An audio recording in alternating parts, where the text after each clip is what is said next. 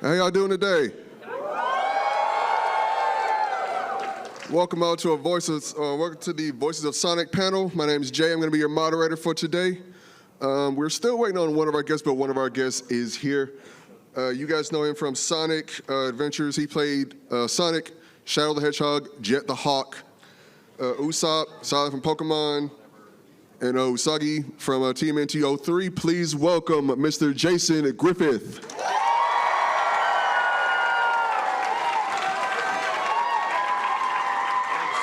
Sir. Thank you. I guess I should take a microphone, yeah? Yeah, we'll grab one. I know how this thing works. All right, how's everyone doing? All right.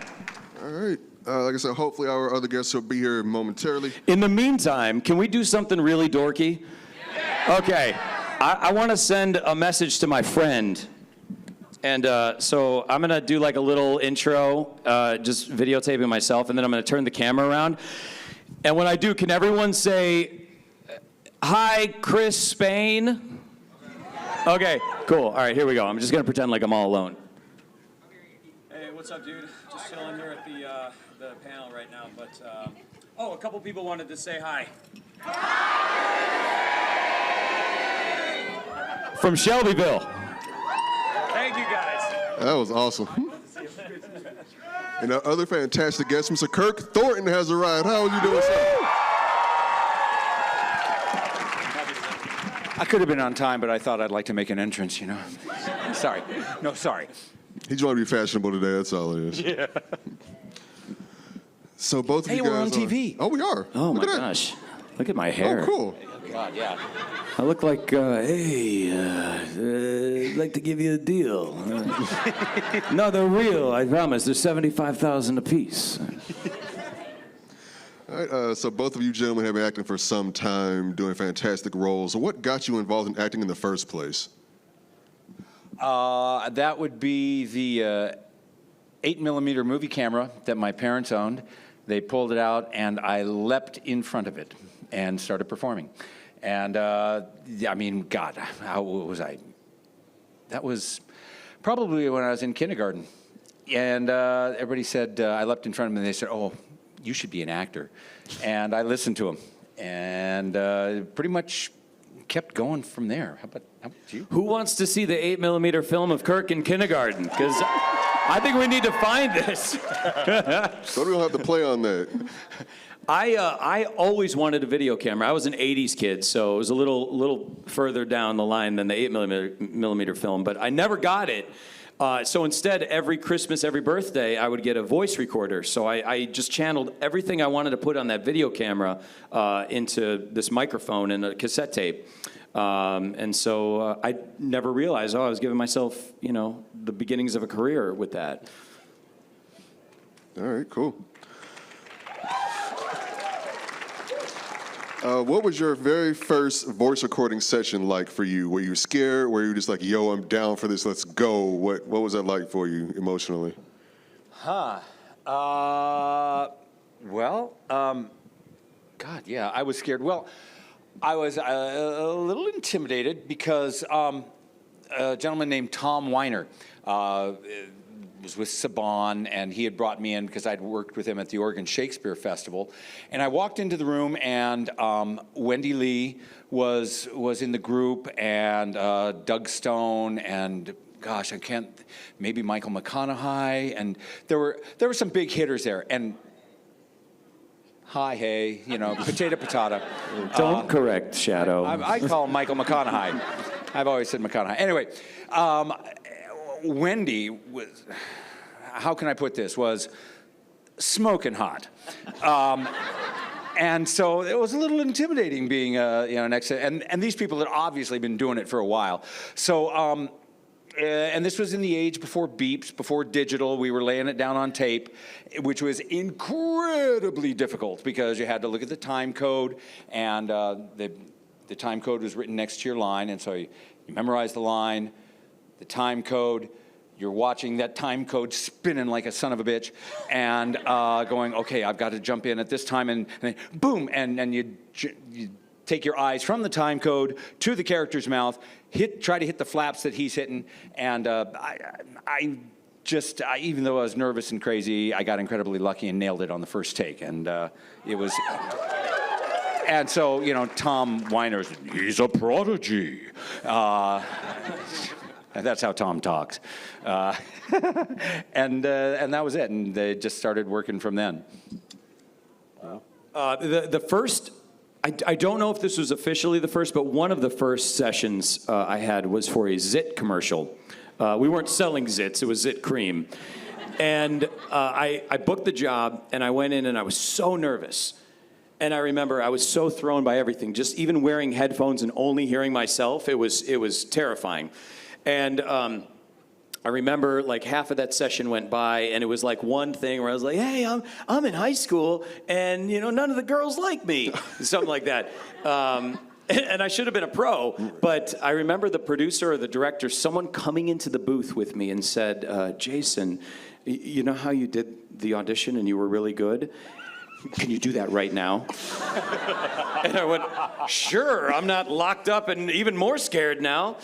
So I did it, and I could tell they hated every bit of it. I don't know if the commercial ever ran. And I remember leaving that session, walking through Manhattan and thinking to myself, I will never do voiceovers again. And then my agent called me with another audition the next day, and I booked it. And so I said, I guess I'm going to do voiceovers now. So it just goes to show you, like, even when you're, like, dead sure that you shouldn't be doing something or you sucked and you're humiliated, like, just keep doing it if you love doing it. Like, if it's something you're passionate about, don't give up, because only the people who give up never get to do it. The people who continue to do it, it may take years, but you can succeed. It took me 5 years to book Sonic. There was plenty of opportunity to give up in the meantime, but I guess that went on a tirade. That's perfectly fine. But I got a question. So, given the option, do you like wearing the headphones now or not wearing the headphones? Perfect question. I wear half off on one and completely off on the other, because a casting director named Janet Eisenberg told me, this is back probably 2008 or so, she's like, that was a great audition, but I tell you what, take one of the headphones off and do it again. And she's like, and you're going to hear a world of difference. And I did, and I never thought that would be the case, because the term she used is a lot of voice actors fall in love with their voice while they're recording, and they're kind of strip all the nuance from it. So now, if given the option, no headphones. If I have to wear headphones, always one off and one partially on. I'm the same way. But I direct as well, so I know some actors like both ears covered and it cranked. They love hearing themselves, and because they want to adjust, every little minutia. But yeah, we're the same. I will self-edit. If I hear myself too much, I'll self-edit like crazy and get in my own way. I only like both headphones on and everything cranked when I'm rapping. Then I want it up. That happens every once in a while. I have a home studio, so no one else gets to hear or see that.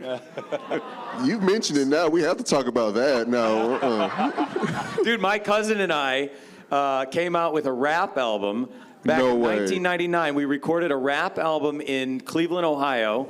I'm not going to tell you the name of the album or the group, because for some reason, the album is still on Apple Music. You kidding? Oh, I'm not kidding. I don't get a penny of royalties. Not that anyone's buying it, but every once in a while I go and check, and I'm like, is this album still? Why? And you're telling me these fine people will not listen to your rap album? Correct.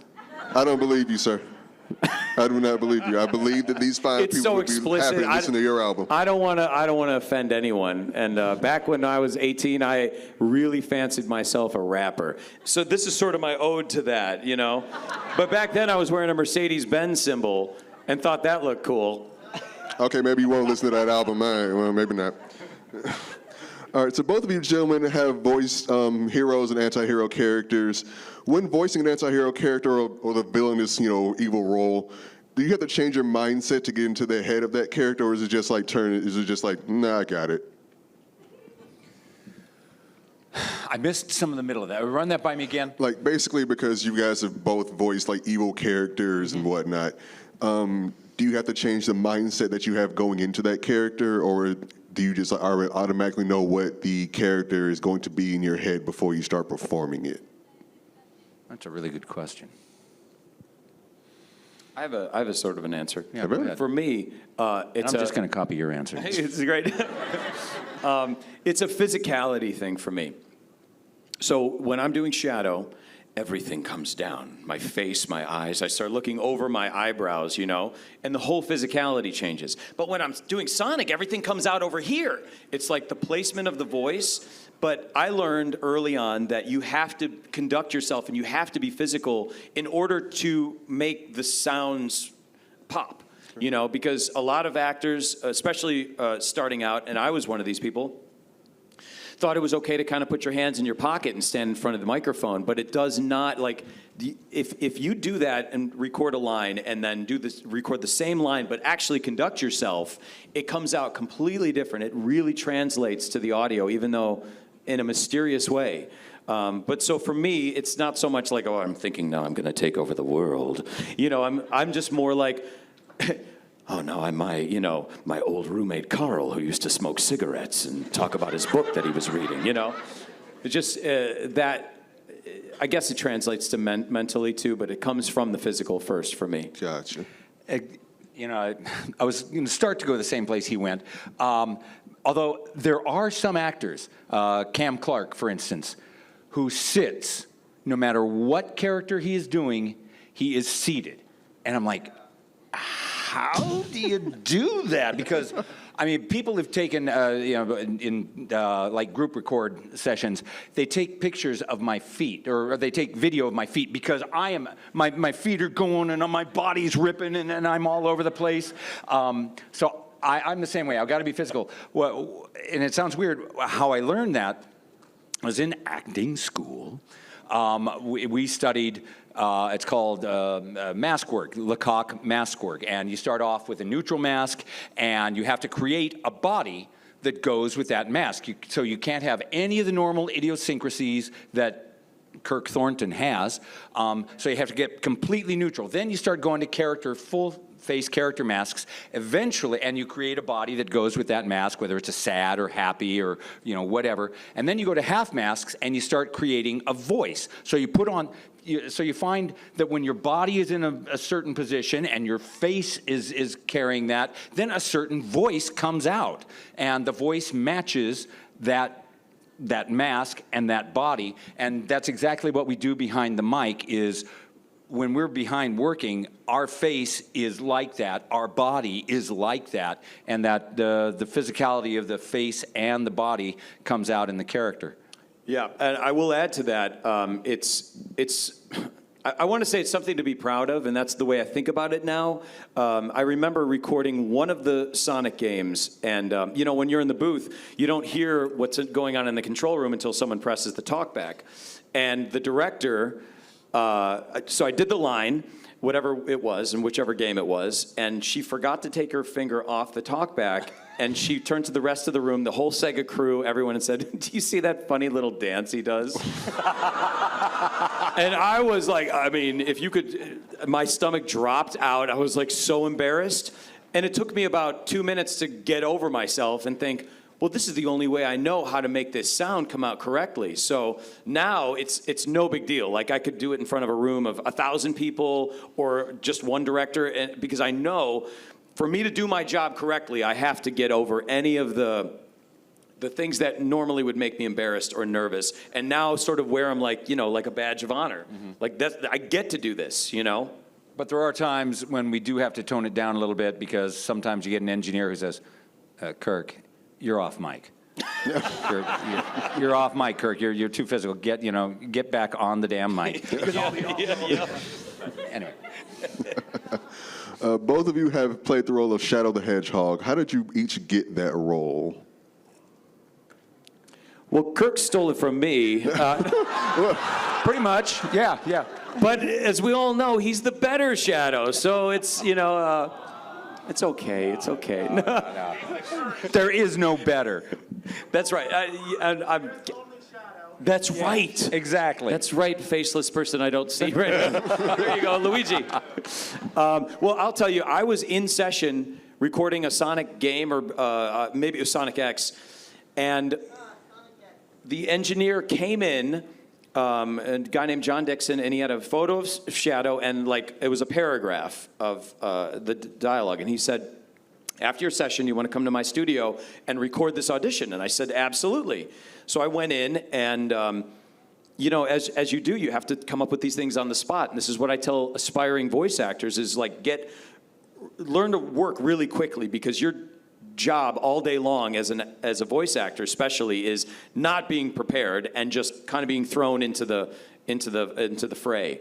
So immediately I came up with, well, what would this guy sound like? And as I said, like, I just flashed to my former roommate, Carl, who I lived with in Queens, who was a chain smoker and worked third shift, so he'd come home at 8 in the morning, light up a cigarette, and then want to talk about science fiction with me. I'm like, oh, that's his voice. And so I auditioned for it, kind of, you know, having good hopes about it. And then, I don't know, maybe like a week later, they're like, oh, you want to do this part? Cool. Yeah. It actually wasn't that dissimilar to your story. I was working on a Sonic game, and I was doing an announcer, you know, it was like great big, you know, in 5, 4, you know, that kind of big voice. And the director, I didn't have to audition though. He just kind of dropped. He said, "We got this role, Shadow. You know, he's kind of dark, kind of. You know, do you think you can do that?" And I said, "Well, you know, let's play around." And I decided, "Tell me a little bit more about him." And they said, "Well, he's an anti-hero, very quiet." And I went, "Oh, he's kind of like Clint Eastwood?" And I went, and they said, "Yeah." And so I started doing a little bit of, I kind of riffed off of Clint Eastwood, and they said, "Yeah, that sounds good. Let's do it." And yeah, so I got it, and it was easy. They dropped it into my lap.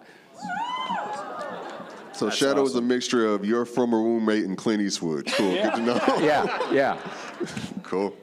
Two very dissimilar people, by the way. Yeah. I don't know, did your roommate have any similarities to Clint Eastwood? No, unless Clint Eastwood was a chain smoker. And Maybe, we don't know. Maybe, yeah. All right, cool. What do you guys like to do in your downtime, when you're not acting, when you're relaxing? What do we like to do, or what do we have to do? What do you enjoy doing? Big difference, man. I love reading. I am like I've got so many books. My wife is like, all right, we're going to make a deal that every time you buy a new book, you have to get rid of an old book. I'm like, I'm not going to agree to that, because I love books. There's just got so many books in my house. Going to the gym. I like going to the gym because it makes me feel good. But what I actually do, I take care of my kids, which I love doing, but it's, you know, it's a full-time job. And it really keeps you from actual downtime, because, you know, like, I'll come home from the studio and my voice will be wrecked, but, you know, I can't go on vocal rest. You know, it's like I still have to talk to my kids, or, you know, my wife will make dinner, so I have to make sure they're eating dinner, and then I'm helping clean up. And it's just, you know, parent duties, you know, because they're little. Yeah. My passion outside, and I take out my frustrations and aggressions and all this. I love playing softball, and I play with a bunch of guys who've been playing together for like 40 years, and we just get together and we play poorly and yell at each other and argue, and there's something about the hitting a softball that I just love, and so I do that, and the rest. I'm an outfielder now. I thought I used to be an infielder, but I'm an out. The guys I play with are so old that anyone who can still run plays the outfield. So yeah, I can still run. One of the few guys who still slides. Oh, dude! Wow. Nice. Yeah. And other than that, you know, just spending time with my wife and our dog, and, you know, just that kind of stuff. Cool. Jason, you used to work for an airline, JetBlue Airline, correct? I didn't work for the airline. I was the voice of the airline. Voice of the airline. Oh. Sorry. This is what I had to say a million times. JetBlue. It's not the only way to fly, but it should be. Oh. What would Shadow the Hedgehog sound like doing a promotion for JetBlue Airlines? Get on this plane now. I'm not telling you where we're going, but it's going to be chaotic. A very forceful way to get someone to go on an airline. Kirk, you both acted and directed. How did you transfer from acting to directing?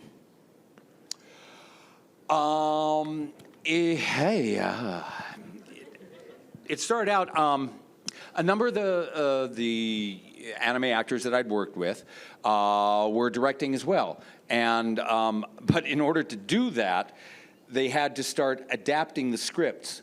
And script adaptation is, as far as I'm concerned, it is the most boring, tedious, frustrating, agonizing process in the entire world, because I'm very, I guess anal might be the word, and no matter what they paid me, I had to make sure that the line was right, even if it took me an hour to write a single line. Anyway, so I started adapting, and then by adapting, I got into the directing, and the directing has it's been a lot of fun. I really enjoy it. So, and I will never, ever, ever adapt a script again. I never have to do that. But I use those skills all the time as a director, because the adapter will have written a line that won't work, and I'll say, okay, no, say this instead. And, you know, take some actor or director's time, but after years of adapting, I can get it like that now. Cool. Now, I may be able to get one last question in before we open up the floor to Q&A, so I'm going to try and make this Don't open the floor! So, what does the Sonic franchise mean to you guys? You know, it's still, even 20 years later, so surreal. I know, right? I mean, look at my beard. It's so surreal that I had any part in it. And like I tell so many people, I recorded this stuff so long ago now that I just assumed everybody that was like 5, 6, 7 when they were watching the show then was still 5, 6, 7 until I got to do conventions, and I'm like, oh, you're adults now. This is awesome. And, you know, because, I mean, this is sort of a meandering answer here, but like, you know, back when I was first doing this and I was like on MySpace, I would get emails or MySpace messages from people that would just hated me and be like, you're abysmal, you know, at what you do. Because, and these were adults back then, I think, who they were used to who came prior. And so sort of all this time passed where I just thought, well, I guess I did my best and some people liked it, and never once realizing that all the kids who weren't on MySpace then are you guys, and you're able to come to these conventions and say how much Sonic means to you or how it changed your life, and all of these like amazing things that I never anticipated were even possible, you know. And like when someone tells you, you know, like my life is better because of the work you did, I don't even know how to react to that except to be grateful and to say thank you, and thank you for sharing that, and I'm so glad that your life is better, you know, because of that or because of whatever.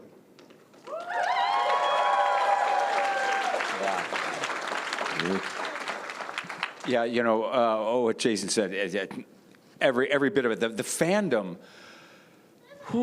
is life-changing. You guys, the fans are just ridiculous. Right. You guys know so much, and you know, and it's, you're all wonderful, and I can't tell you the number of people who've come up and said, you know, I really like your shadow. It means so much to me. I like Jason better, but you know. Well, that's funny because they say the same thing to me, only they like you better. But on top of that, Sega, I cannot, you know, I work for a lot of different game companies, and Sega is so wonderful. They treat us like family. You know, I get presents from them at Christmas time. They send, and they're just, and whenever we do a session, there's, most of the stuff is remote now, and there's a big screen, and there's like 7 different people, 6, 7 people from Sega, and the director, Jack Fletcher, who I cannot say enough great things about. He's incredible. Directors don't get enough credit. Jack Fletcher is astounding. He's directed tons of stuff. But anyway, yeah, they just make you feel warm and like you're all part of this living organism which is a family, and they're all moving in the same direction, and they all want the same thing, because it's not always easy adapting from Japanese to English, because we've got our sensibilities, they've got theirs, and trying to mesh the two it's always a balancing act. But they always make you feel warm and fuzzy inside.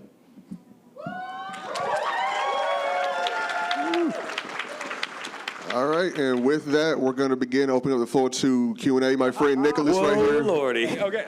My friend Nicholas right here will be helping us with the line and helping with questions. Oh my gosh. Okay, lightning round. Yeah, right. I My know favorite that- color is green. I'm just putting that out there right now. You can skip that one.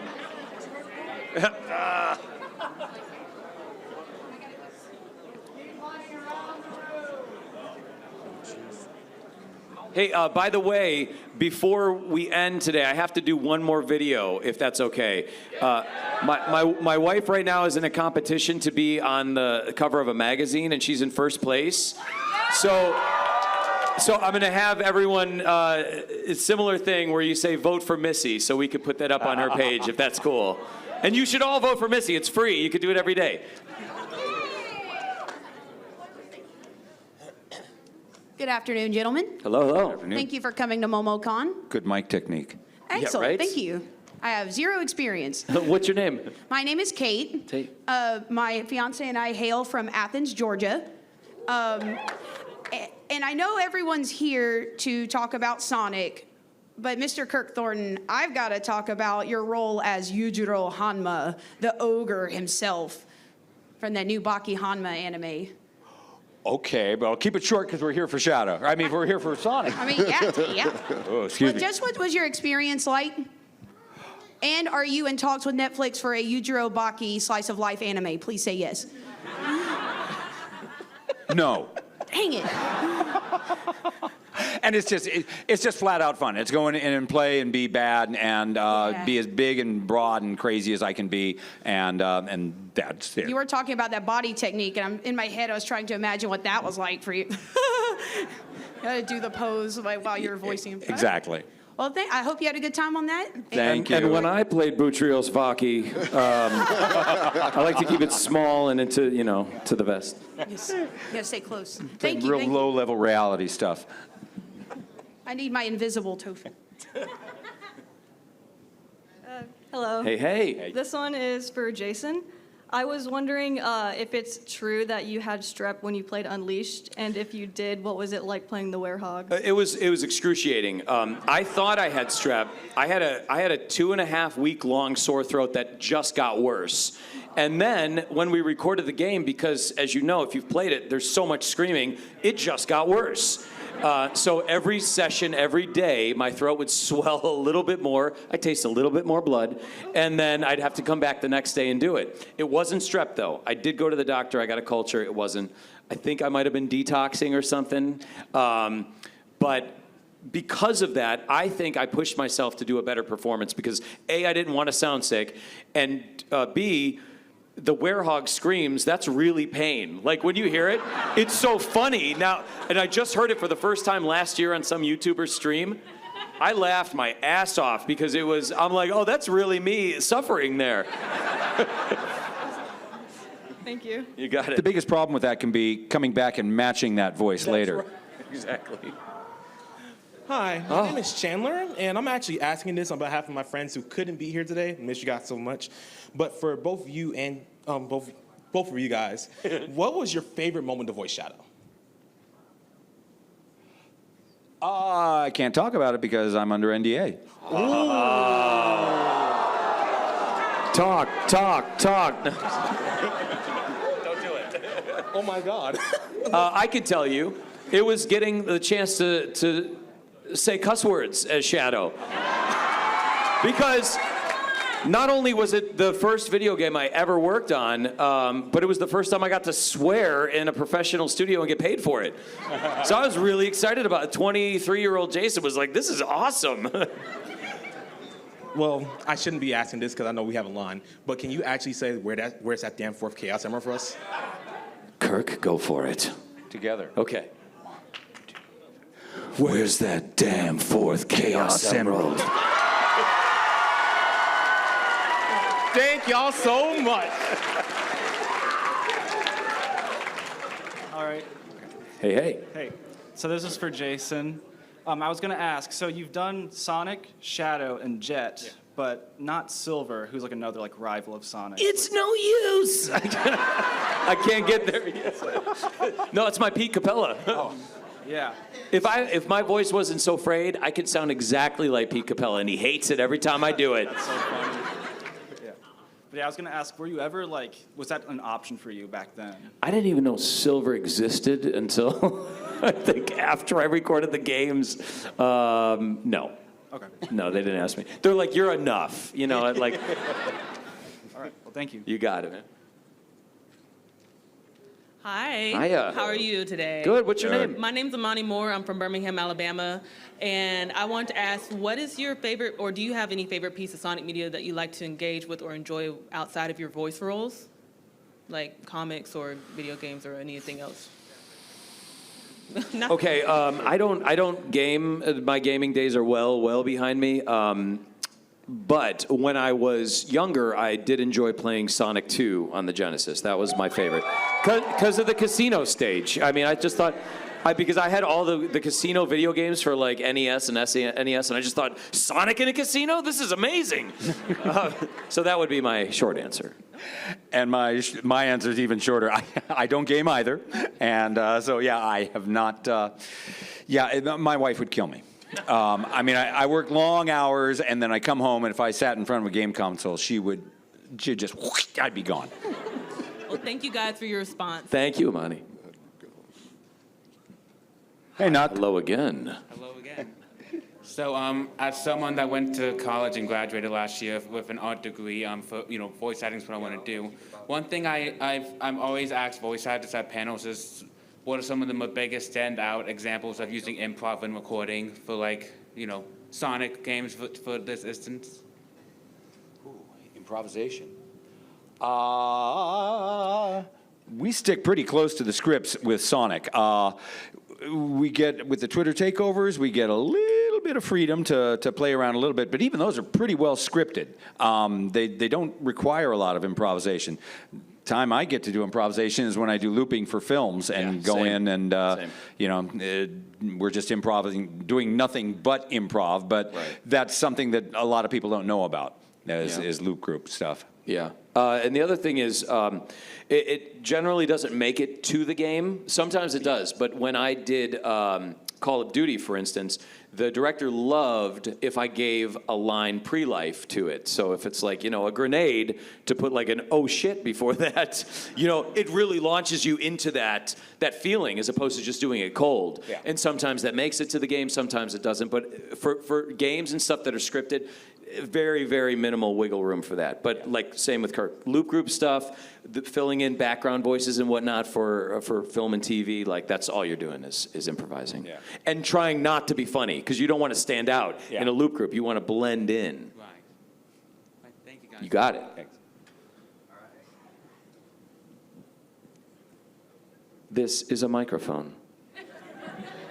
Is this how it works? Hey guys, just wanted to say I really do love what you do, and keep up the good work, guys. Big fan of Sonic, mainly the adventure games, the platformer games and whatnot.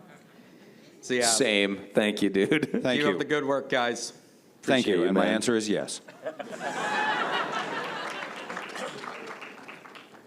Hello. Hey.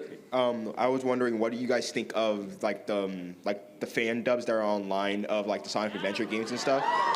because they're really funny, and I think you guys are also funny. So. I am like the worst person of social media and seeing fandoms and all that, so I have not seen them. So I'm sure I'd appreciate them, but I haven't seen them myself. Yeah, I haven't either. Although, just yesterday I heard a really good imitation of my Sonic. I was very blown away by it because I've heard a lot of people saying I can imitate your voice, and you know, people are good. But there was one guy that I'm like, are you sure that wasn't just me? So in that sense, I think I think imitation is a great tool as a voiceover actor. Yeah. I started off imitating my entire family to make my mom laugh, and I imitated Carl and got a job. I think some people may think it's like disrespectful or something, but I think use that skill as much as you can, because so many times as a voice actor, you're given a reference like, oh, you should sound like A, B, or C. And if you can kind of get into their vibe subconsciously somehow, man, you'll stand a good chance of maybe being considered for that job. Well, thank you for answering. You're welcome. Hi guys, my name is Sadman, and my question is, if Sonic and Shadow were here at MomoCon, how do you think they would react to being here? How far is it from the lobby to my table? I mean, I'm the fastest thing alive. It still took me 45 minutes. These crowds are insane. Get me out of here. You can hide under my table. Plenty of room down here. Oh, look, that damn fourth Chaos Emerald. Awesome. Well, thank you.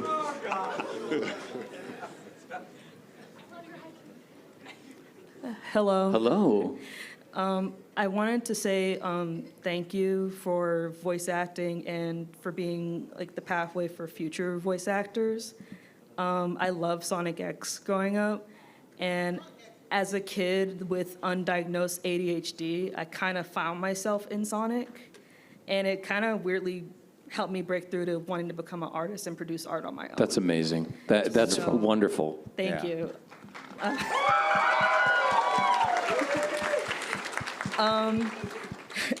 My question for Jason is, when will Sonic drop his diss track for Shadow? He may have already recorded it. Oh my God, now I have to do it.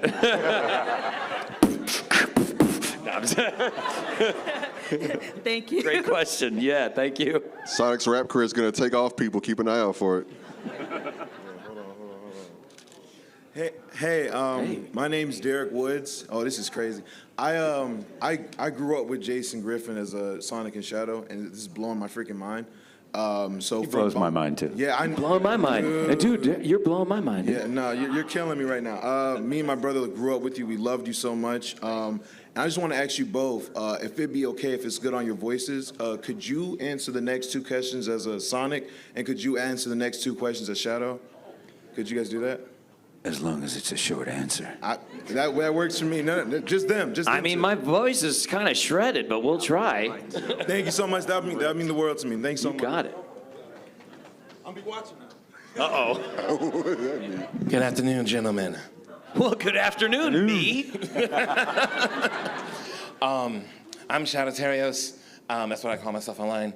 And I just wanted to say, I'm going to say it in my regular voice, thank you so much for both of you, because Sonic has been a big part of my life since I was 4 years old.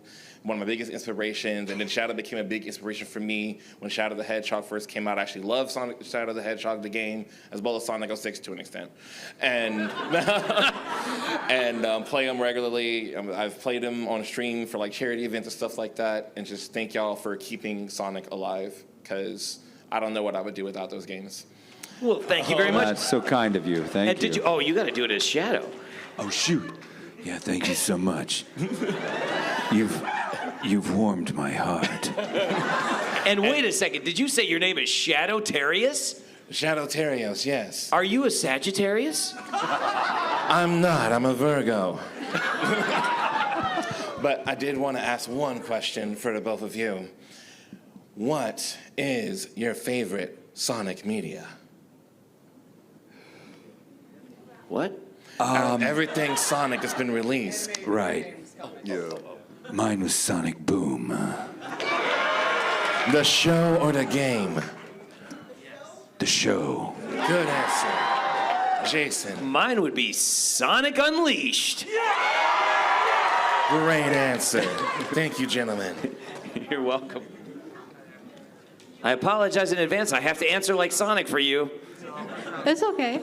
Hello, my name is Marjorie. My question is, if Shadow had to do something fun, what would it be?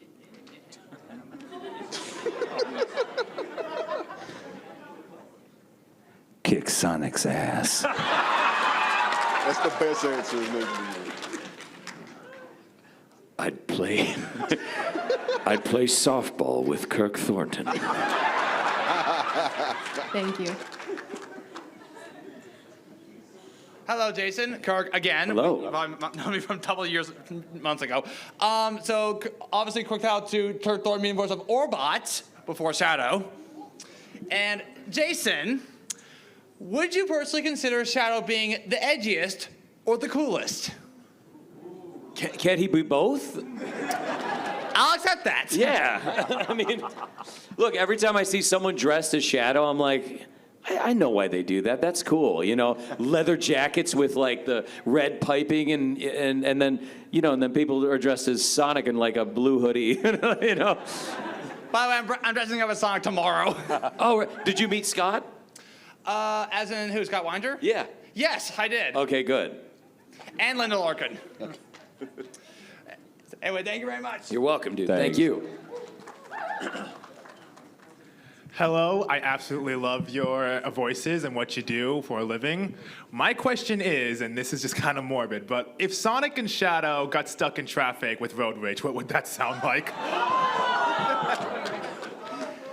Why did we take your car? We could have just run there.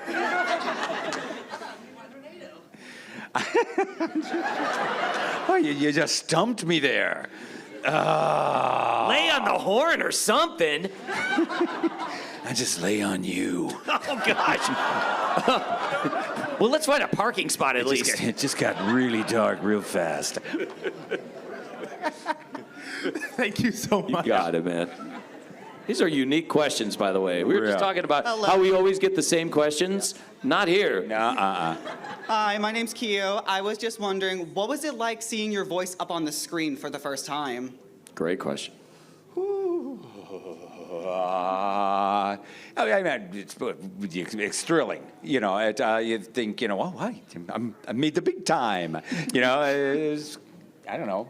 I remember the very first time I heard my voice on television. It was one of the JetBlue commercials, and I was so not used to hearing my voice. I was at my friend's house because I didn't even have a television at this point, and it came on, and I was like, oh, they replaced me. And it was me. I didn't even recognize my voice. And I went from, it was the lowest of the lows to the highest of the highs, as you can only jump when you think you've been replaced and you haven't.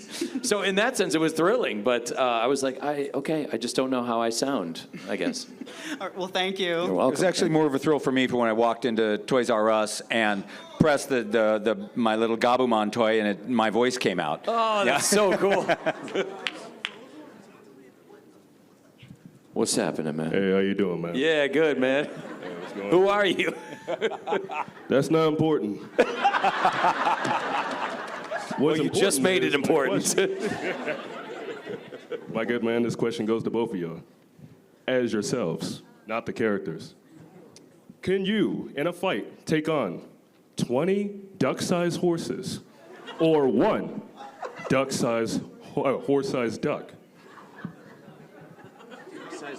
I would go for the 20 because I would just kick a lot. I just kick and kick and kick, you know.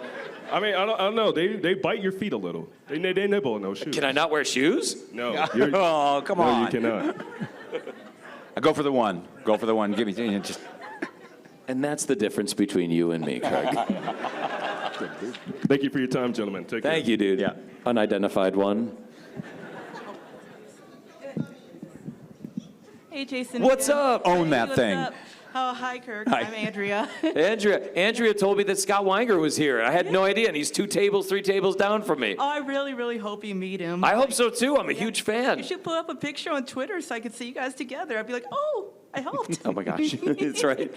Well, anyways, I'm a big fan of Sonic movies. How do you guys feel knowing that, like, Sonic franchise, you helped out Sonic franchise get to that point of the movies being there and all those Hollywood people voicing Sonic and the characters? I would give credit where credit is due, and give all the credit to Sega. Sonic.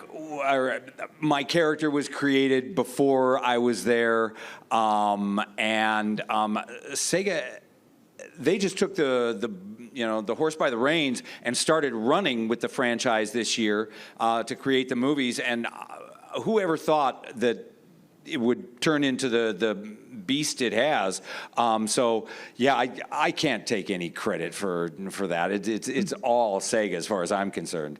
It's like asking a passenger on the plane, how do you feel that we landed safely? I'm like, I was just along for the ride. Yeah. You know? Yeah.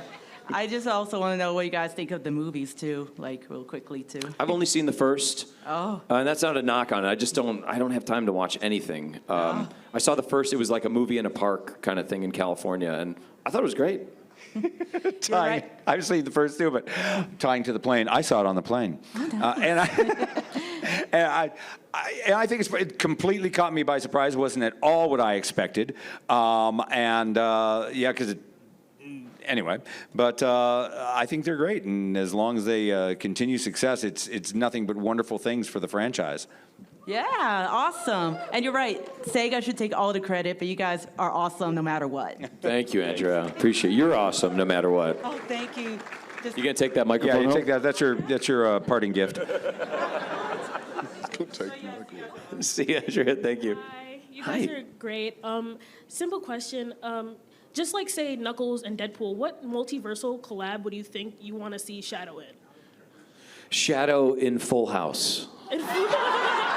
As the Uncle Jesse character. And like everyone else is normal. And like, what happened to you, Jesse? And, I don't know, but have mercy. And then what about Sonic? Sorry? What would you see like Sonic in, like multiversal? Multiverse? Just like any universe ever, like, I don't know, Fairly Odd Parents or... Sonic in Family Matters. So Sonic can talk to Urkel, and there'll be like a, you sound familiar. No, you sound familiar. Thank you. You both are great. Have a great day. Gentlemen. Great suit. Thank you. Much appreciated. Now, my question is, out of everything you've done in voice acting, what is your most favorite character you've ever played ever, in terms of just any franchise, anything? Sonic, for sure. Because A, I wouldn't have a career if it hadn't been for Sonic. And everything, like, I don't know, I feel like everything good in my life came out of Sonic, really. Yeah.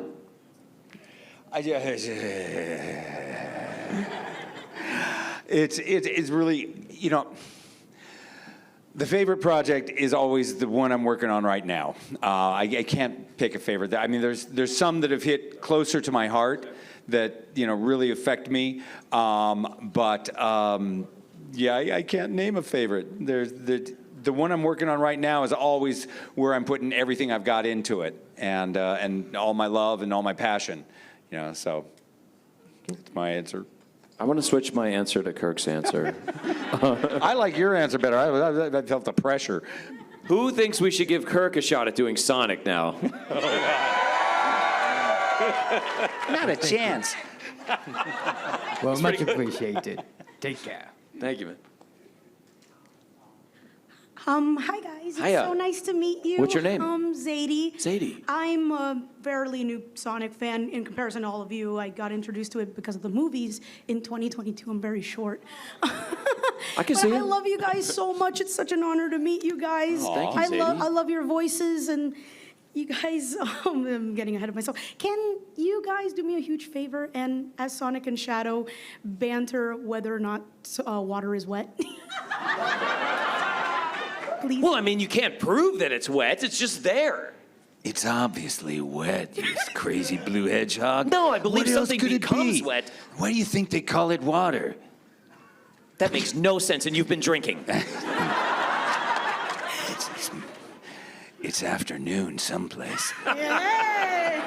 Thank you so much. Your voices are amazing. Thank you for giving life to the characters. I love you guys. Okay, bye. Thank you, Zadie. Bye. Chaos control. Hiya. Hello, my name's Mallow. I first just wanted to say thank you so much because Sonic X was one of my childhood shows, and like you said earlier, I'm now an adult. Yes. So it's super cool to meet you both. My question is, are there any Sonic games, either voiced in, not voiced in, that you haven't played that you want to play it? So I know you guys said you don't game as much anymore, but is there like a Sonic game that you're like, I want to play that one? I want to play every game I've voiced because I never have. I've never, with the exception of like a half hour playing Mario and Sonic at the Olympics, because Sega sent me that game and I gave it to my brother for Christmas. I've never played anything that I've voiced. So one day I'm gonna do a YouTube video of me playing my own games, and then you can see how bad I suck. And I would like to play the very first one, just because I haven't seen any of that, and I'd like to see where Shadow started. You know. Hi, guys. Hiya. You already know you're amazing, but we don't even got to say that anymore. It's pretty Don't already say it. out It's there. okay. You can say it. All right. Tell our wives. Tell our wives. So my question is, do you guys just ever, on accident or like on purpose, get out of character or in character? Like you just drop, like you're washing the dishes and you drop a dish, and like you could just be in your Sonic voice and be like, "Fuck," or just like if you just stub your toe, you're like, "God damn it!" Like, do you guys just like ever get outside your character or in character?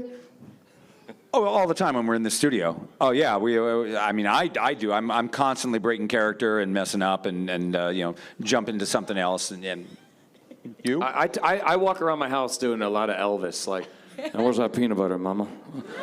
I know I got a banana around here somewhere."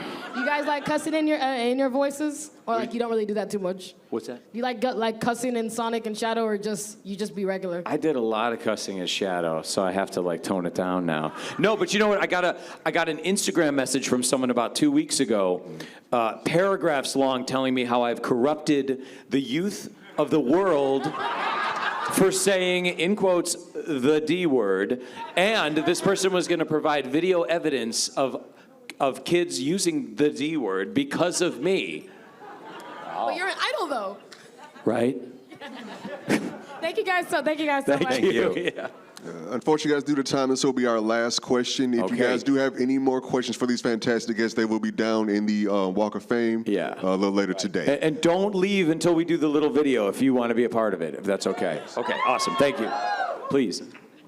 Hey, guys. I grew up on Sonic, but like I heard, because Sonic Unleashed is like my favorite Sonic game, but I heard this rumor. I think it's a rumor.